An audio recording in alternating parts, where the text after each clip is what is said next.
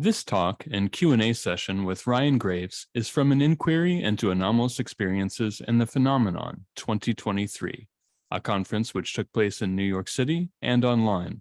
If you enjoy this talk and would like to see more great talks from people like Christopher Mellon, Leslie Kane, and Gary Nolan, please feel free to subscribe to our channel for more excellent content currently and in the days ahead. And now, we bring you Ryan Graves.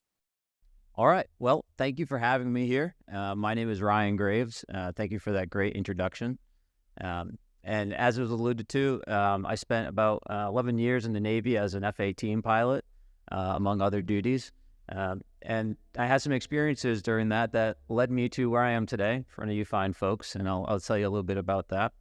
But before I do so, we're all here because of this word anomalous and what that is.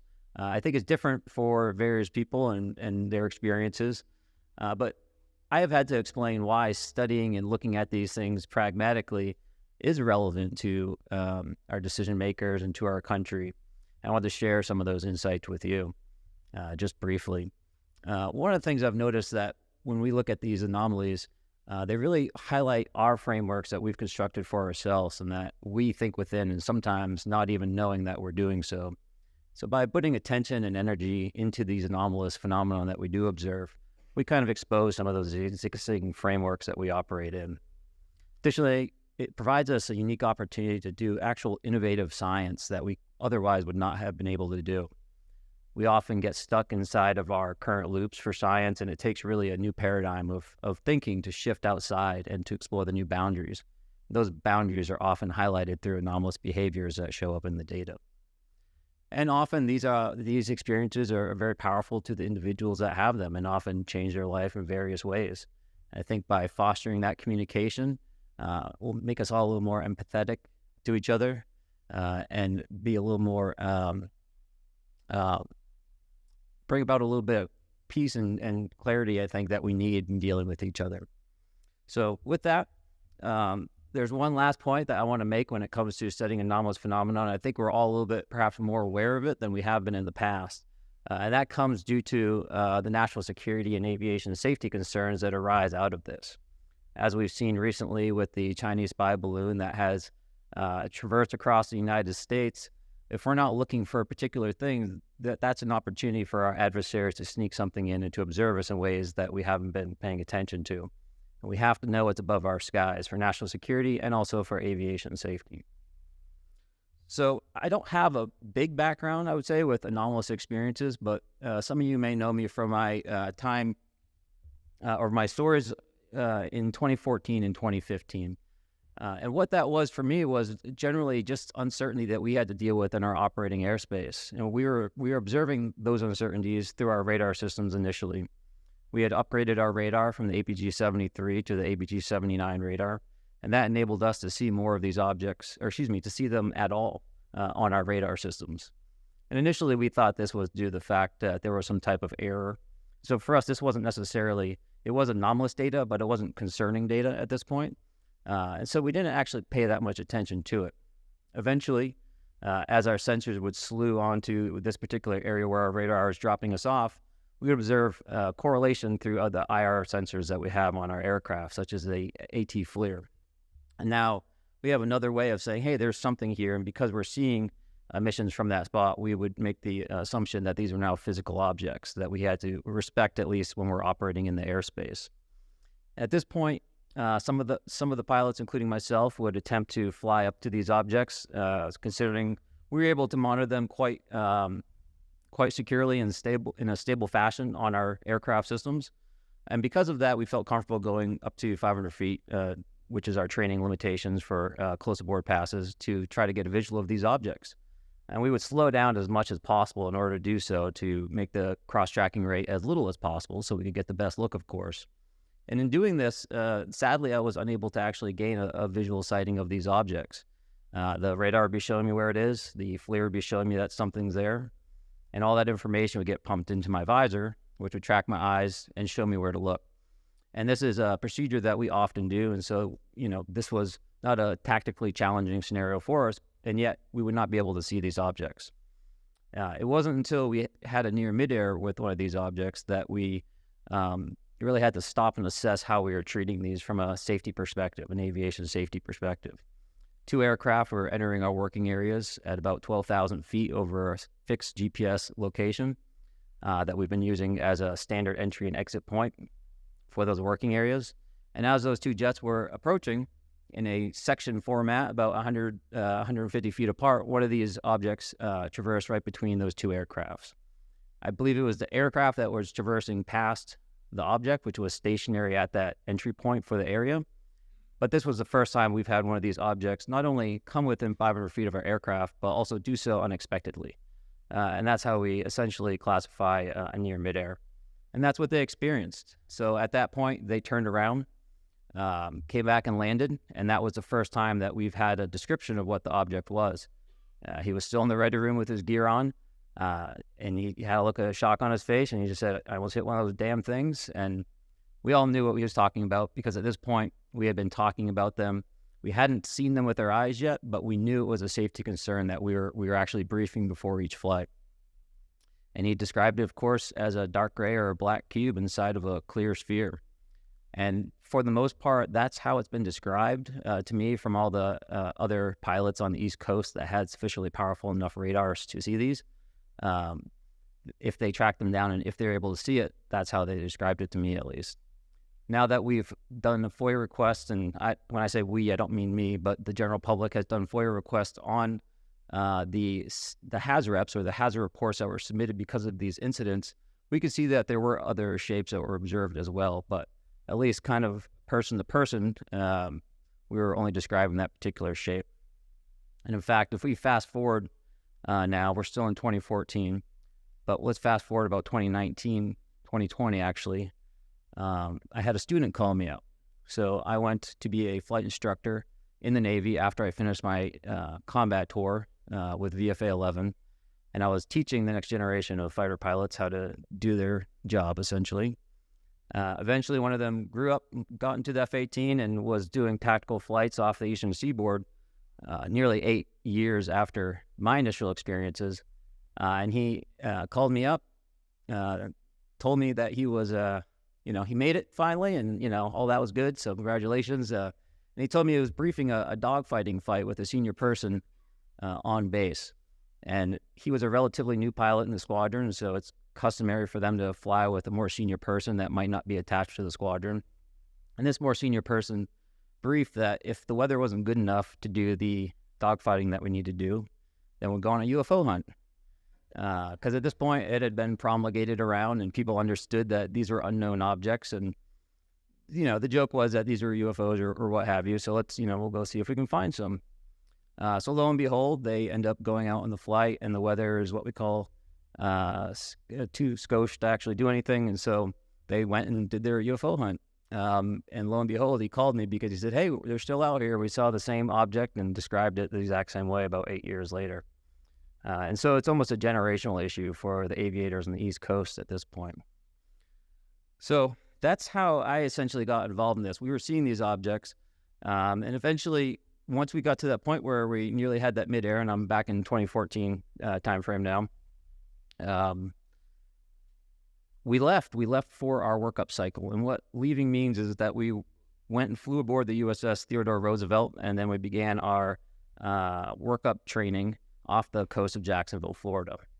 And it's during this event that we filmed the gimbal object, which was released by the U.S. Navy eventually, as well as the Go Fast video. 2 different members in my squadron who saw it the first time were returning from an air-to-air combat training mission when they detected the objects on their radar. Their first assumption is it was a penetration test from the shore, which would often happen, although these objects were located east of the ship, which puts them somewhere in the city of 400 miles off the coast of Jacksonville at this point. They intercepted the aircraft, got within about 4 to 6 miles of the objects, and it was nighttime, so they go no closer. And now we've all seen the gimbal video. What we don't see on the video is the formation of objects which are flying nearby. And those objects, to our eye, appear to be similar to what we're seeing off the East Coast. And we make that assessment based off of how they would perform on the radar, how they would move on the radar, a bit jerky. So no conclusive evidence they were the same object, but Regardless, they were all unidentified at that point. And again, you've seen the videos from that. There is more data that comes along with that from that situational awareness page, which we hear the air crew mention. And that's really where all the data and radar information gets conglomerated into. So I wouldn't expect that information to come out, considering it's related to the radar. But regardless, that would be the mechanism to really get a good look at all the kinematics of the various objects that were airborne that day. So that was that. We left for deployment shortly afterwards. And rightly or wrongly, we really didn't think too much of it when we were out doing our business. We are pretty much working at the edge of our cognitive load when we're doing our combat operations. And so we would often see things that perhaps looked similar to what we had seen on the Eastern Seaboard, but we were unable to actually verify in any sense what they were. So in 2017, I saw a New York Times article come out. Some of you might be familiar with it. And right on the front page, essentially, was a video, a couple of them, that I recognized. A very strange moment of deja vu when I was like, holy smokes, those my buddies' voices. And so it took me actually longer than I'd probably admit, but I was like, those are the videos I saw, and, put all the pieces together. And when I realized the extent of the confusion within, quote unquote, the system to deal with this, that's kind of when I reached back and started talking to some of my colleagues that were on the East Coast. And I'm now fast forwarded to 2019. We left for our deployment. We came back. I'm now in that training tour. And I'm seeing in 2017 that article come out. And so I called back to my buddies that are still on the Eastern Seaboard, and I'm like, hey, is this still happening? Is this still going on? And sadly, the answer was yes, it was still going on, and it was still unmitigated. The only mitigation that was put into place was to have a notice to airmen, or a NOTAM, that was published in the working areas to warn people of unknown objects and to be wary of the potential hazard that they represented. And that was it. There was no real mechanism to report these. And in my perspective, that was the point where I realized that this was the potential to be a major national security concern. If these were potentially some type of foreign adversary that are drinking up our tactics and our electronic waveforms of all our sensors and X, Y, and Z, or it's something else. And something else, we still need to pay attention to it because it's still a hazard for aircraft. We're canceling flights for this. We need to have the scientific integrity to actually figure out what it is instead of ignoring it. And so that's when I made the decision to reach out to whom I thought was responsible for releasing those videos at the time, which was the Two Stars Academy. And I just sent them an email asking if they'd like to talk about what else wasn't on the video. It was never my intent to mention anything classified, nor was any of this classified. But I felt that something had to be done outside the system, or else we're going to just continue in the same loop that we were still in. And sadly, in the Navy and, of course, the military in general, we typically write our procedures and our regulations in blood, which means we learn after the fact how an accident happens, and we prevent it by writing a procedure to change in the future. I see this as an opportunity to prevent that from happening, to prevent an aircraft from going down or taking one of these objects, again, regardless of what they are. Because the one thing we do know is that they're out there, and we're canceling training and other missions in order to avoid them. So once I had the opportunity to speak to various members of the government about what was going on and how potentially to fix it, I basically went back to my day job. But we're going to fast forward a little bit more, and we started identifying needs that could be accomplished in the public sector to help resolve the uncertainty that was there. Because at the point where I'm having this conversation with myself, there really was no government movement on this. It was still completely stigmatized within government, Capitol Hill, Department of Defense for the most part, at least from my perspective. But there was a drastic need to be able to bring the wider technology base of industry into the conversation. And so one of the ways that was done was by creating a committee within the American Institute of Aeronautics and Astronautics. There's now a UAP Integration Outreach Committee within that organization, and that's essentially a professional organization with 30,000 plus members across various air and space technical domains, everything from air-breathing rocketry to experimental propulsion to aircraft procedures and airframes, and everything in between.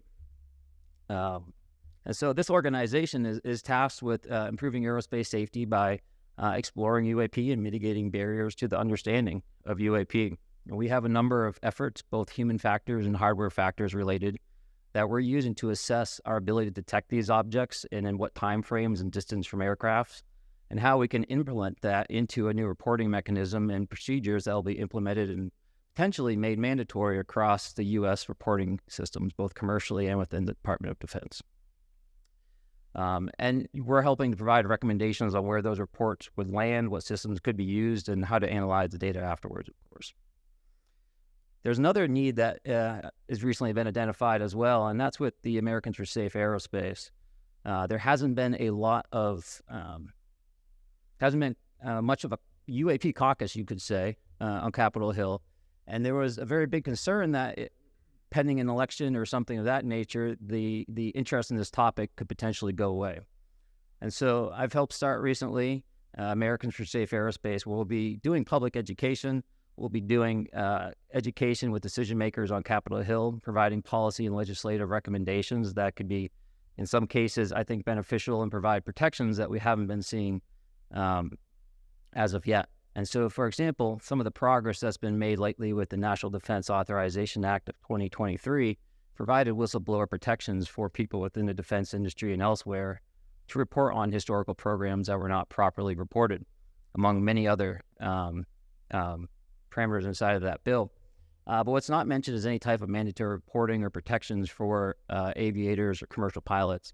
And so these are some of the policies and procedures that we want to implement through ASA, through the American for Safe Aerospace, so that we can open up the reporting, ensure that any remaining stigma that's preventing the data from being collected on the commercial, general aviation, or DoD will go away due to the mandatory requirements.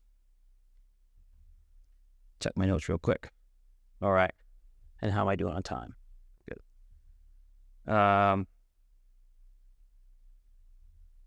So, yeah, let me finish up here.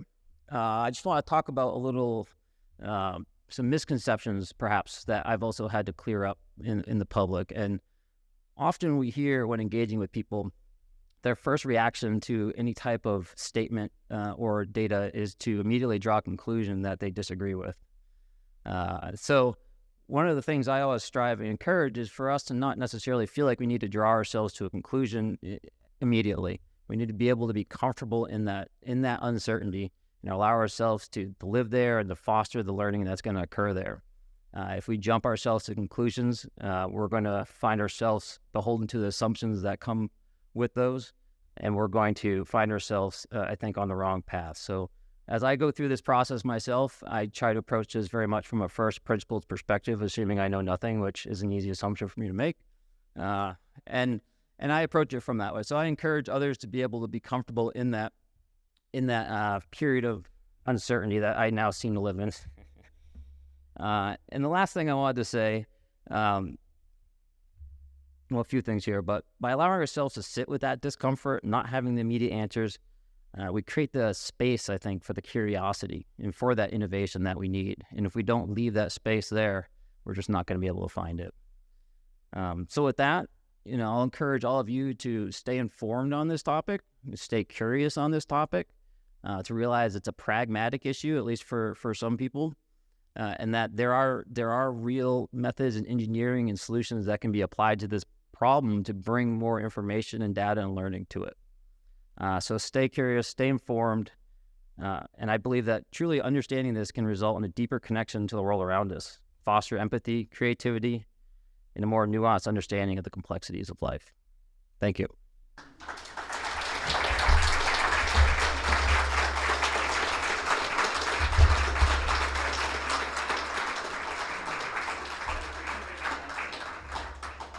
I just want to make a quick announcement before you do question and answer. If anybody is on the Wi-Fi, please turn off the Wi-Fi. We're having some connection issues, and so if you've somehow gotten on the Wi-Fi, please get off the Wi-Fi as soon as humanly possible, like right now. Any questions in the audience? Hello. I'm interested in the consciousness connection with these device ET people, whatever the case may be. And it's my experience that those who have seen these craft tend to see these craft more often than those who haven't. It's almost like one side and begets the next. And I'm curious if anyone's done a retrospective analysis of the people who are routinely flying, be they commercial or in the military, who see these things, because it's likely that, there's some who characteristic. That's my first thought is, if you had a group of these people in the air in a single unit, would you be able to track these things? And secondarily, I think it'd be interesting to get a group of these people on the ground doing something like a C5.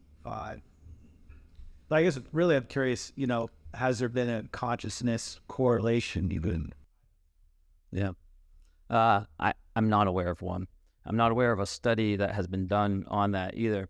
Now, we're not necessarily addressing consciousness directly, but we do have cognitive scientists and other people that are trained to get with that first principle approach of working directly with air crew and astronauts to develop new procedures. And so while going through that process, parameters are going to be developed, cohorts are going to be devised, and that could potentially be data that falls out if there are repeat observations and things of that nature. So there's a potential to gather that data in the future, but none of it exists as far as I'm aware at this point.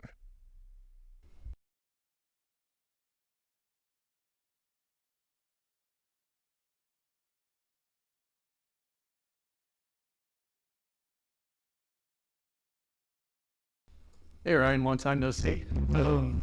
I know that 2017 is kind of considered like the 0 point of all of this. I wonder if there's anything. I know on your platform you interview pilots and things like that.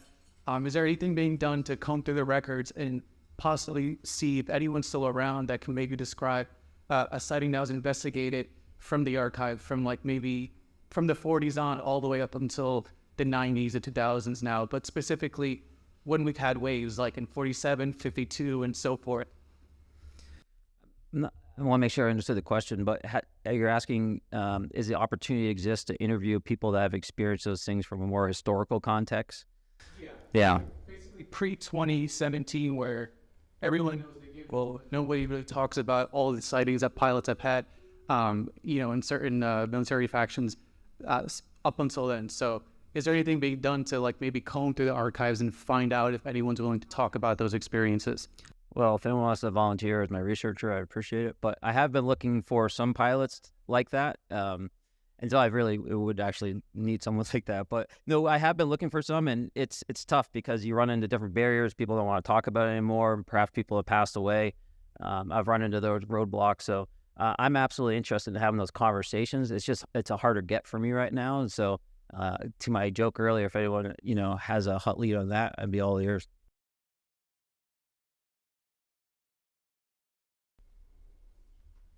I just wanted to know if you had any input on Who's that?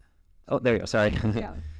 the recent incidents that are balloons that, now obviously they're using UAP for the terminology, but it became very quiet after that, and there's no information coming out, even though we know one prior to the quiet was a balloon. Nothing is coming out on anything else. Yes, that is strange, isn't it? So we have the quote-unquote Chinese balloon that we identified and saw and looked pretty recognizable, I would say. And then we have the mysterious 3 other objects that are definitely not balloons, but they're objects, but we don't know what they are, but we're not going to show you. And we don't know where they are either now. So all that's very strange, but all that to say that we just don't know, right? I would imagine that there's very likely... From the information I've seen, they appear to be mostly drifting in the wind.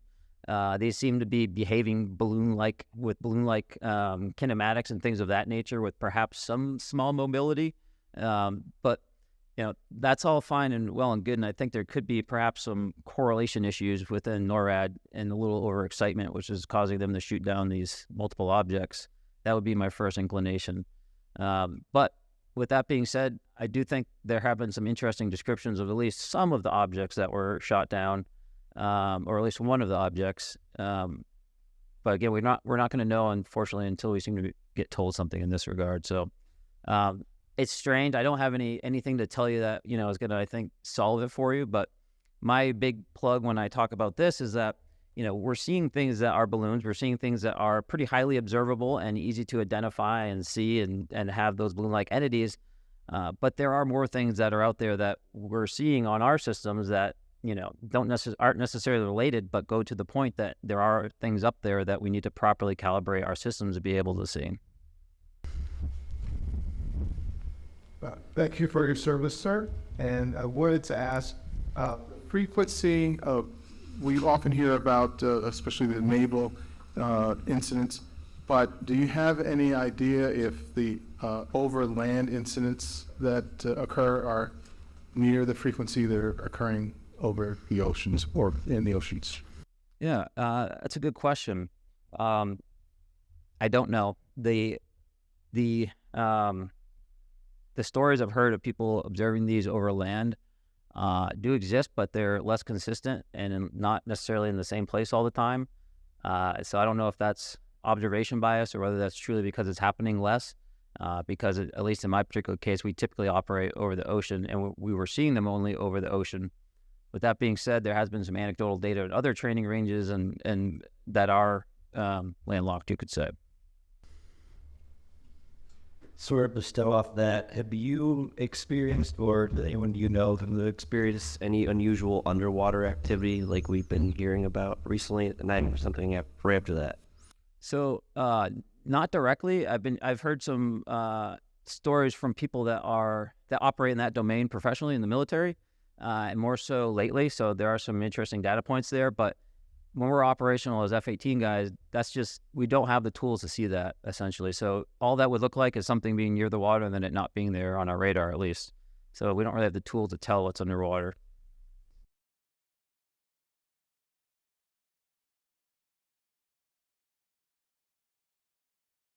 Hello. Hi. Oh, well, pardon me. I just wanted to clarify, when you said that you were in the cockpit and your radar was guiding your eyes to the point where this thing should be seen, and yet you don't see it. You didn't see it. Are you implying that it was invisible but physical, and it should have been seen but was not? I'm not necessarily implying anything. I'm telling you the data as I have it, and how that gets connected. I leave to you guys, sadly, because I don't want to put my assumptions into it. But we would turn around and we would see the objects on multiple sensors correlate at the exact same location on IR sensors and radar sensors. So I can't definitively say that that means they were physical but not visible, right? Or that they even all represented physical objects necessarily, right? That has to be on the table as well. But yeah, I don't know how to connect those for you. That's just the data I have to give. Okay. Hi, I know that I'm speaking on behalf of thousands of us, but how much we appreciate you in the field. The day that I saw you on 60 Minutes was a moment I've been waiting nearly 30 years for. So. Thank you, James. There's one aspect of, I think it was after the gimbal, or maybe it was Go Fast. You guys had sort of a debrief and showed this footage where you had an animal come on. Take a look. Can you describe that scene for us? Because it's rather telling. Yeah, your mic's going out a little bit, but so what James is referring to is, as I mentioned, the evening that the gimbal video and the Go Fast video were captured on video. Once we all got back to the boat, I was in the ready room. The aircraft that actually recorded the tape, as is procedure, their weapons system officer went to Civic, which is an intelligence debriefing space on the boat. And in this particular case, the pilot went with him because there was something cool to see. And someone told me that, and that's why I went from the ready room down there to take a peek as well. And that's primarily where I am when I talk about the V formation or the gimbal and how it's behaving. It's from my viewing of the situational awareness page inside of that room, as well as the FLIR footage as well. So I I go in there, all of the, there's several air crew that are kind of huddled up around the computer, basically asking, what the F is this? And probably 7 or 8 Intel folks that are all trying to gather around, take a peek as well.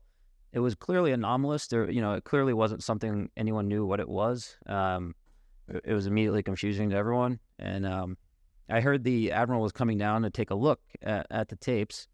So I kind of slinked back into the back corner of the room a little bit so I could try to see his reaction to the video, try to see if that could be helpful. He came down, he watched the tape for 6 or 7 seconds or so. He turned around, left, and didn't even watch the whole video, which blew my mind. You wouldn't even watch the whole thing.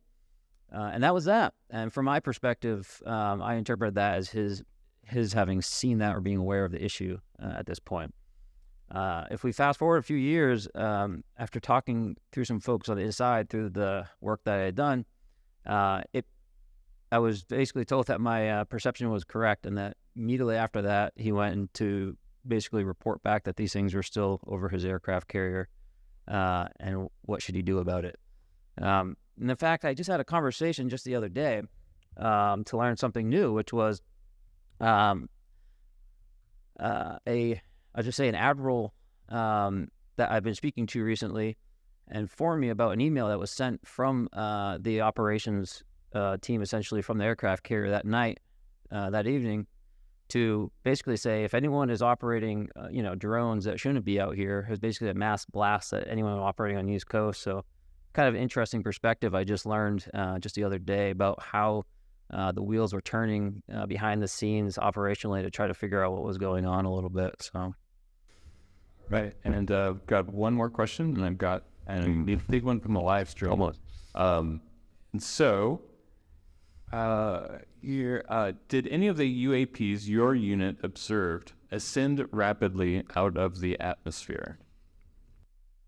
Out of the atmosphere or into the atmosphere? But we don't necessarily look to very high altitudes all the time. So we have a scan volume, and things would be in the scan volume essentially.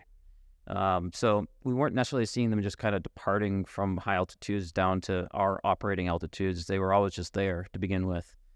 When they did transit altitudes, it was typically within that block that we could see, and it was never in just, instantaneous type movement. It was kind of more meandering. Yeah.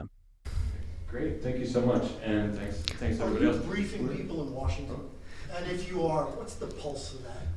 I want to say briefing, but speaking. And, to my point earlier, I think it's a little bit of a growing caucus and increased interest. And people, I think, see the importance of the domain awareness gap that this represents, regardless of their beliefs and what this could be.